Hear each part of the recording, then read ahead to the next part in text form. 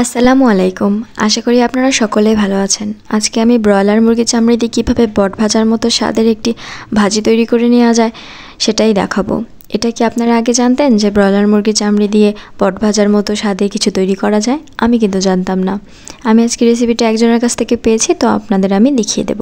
প্রথমে আমি ব্রয়লার মুরগির চামড়িটা খুব ভালোভাবে পরিষ্কার করে ধুয়ে ছোট ছোট পিস করে কেটে নিয়েছি। এরপর আমি হলুদ মরিচ লবণ দিয়ে এগুলো মাখিয়ে নিয়েছি। এরপর ফ্রাই প্যানে তেল গরম করে কেটে রাখা ছোট ছোট মুরগির চামড়িগুলো আমি এর ভেতরে দিয়ে দেব। দিয়ে নাড়াচাড়া করে আমি এটা ডিপ ফ্রাই করে নেব। এখানে আমি ফ্রাই করার এক পর্যায়ের ভেতরে লেবু পাতা দিয়ে দিয়েছি। আপনারা চাইলে মাখানোর সময় লেবুর রসও ব্যবহার করতে পারেন, বাট আমার কাছে এর ভেতরে লেবুর যে পাতাটা আছে সেটা খেতে খুবই ভালো লাগে। গরম ভাতের সাথে কিন্তু এটা অনেক ভালো লাগে খেতে। আপনারা চাইলেও একবার ট্রাই করে দেখতে পারেন।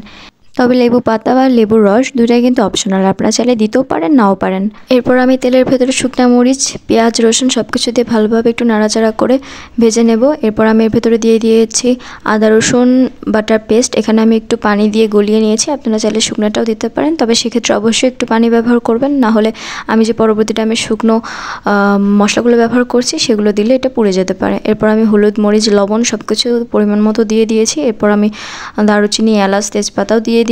এরপর আমি ভালোভাবে ভাজা হয়ে গেলে আমি এর ভেতরে সামান্য একটু পানি দিয়ে দিয়েছি। এখানে আমি পানির পরিমাণটা একটু বেশি রেখেছি, যেহেতু আমি চামড়ি এবং আলুগুলো খুব ভালোভাবে কষে নিতে চাই তাই। এরপর আমি 2 মিনিটের জন্য ঢাকনাটা দিয়ে দিলাম। দেখতে পাচ্ছেন খুব ভালোভাবে উপরে তেলটা উঠে এসেছে এবং খুব সুন্দর একটা ফ্লেভার বের হচ্ছে।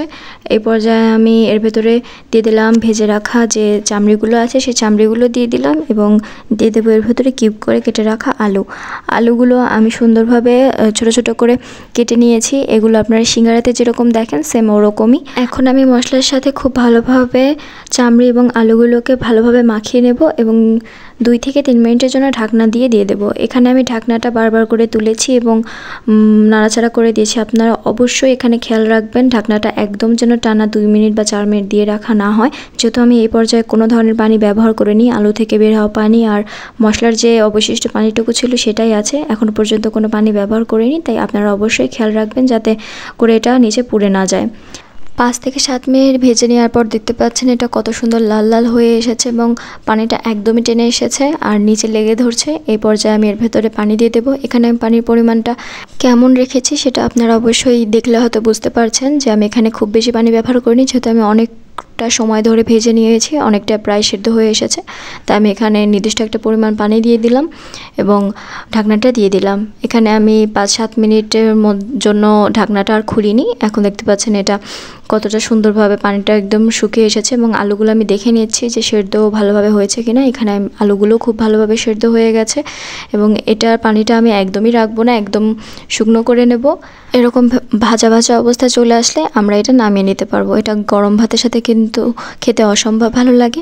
ভিডিওটি ভালো লাগলে অবশ্যই এটা লাইক, কমেন্ট এবং সাবস্ক্রাইব করতে কিন্তু ভুলবেন না। আর আমার পাশে থাকার জন্য আপনাদের অসংখ্য ধন্যবাদ। এভাবেই আমার পাশে থাকবেন। আসসালামু আলাইকুম।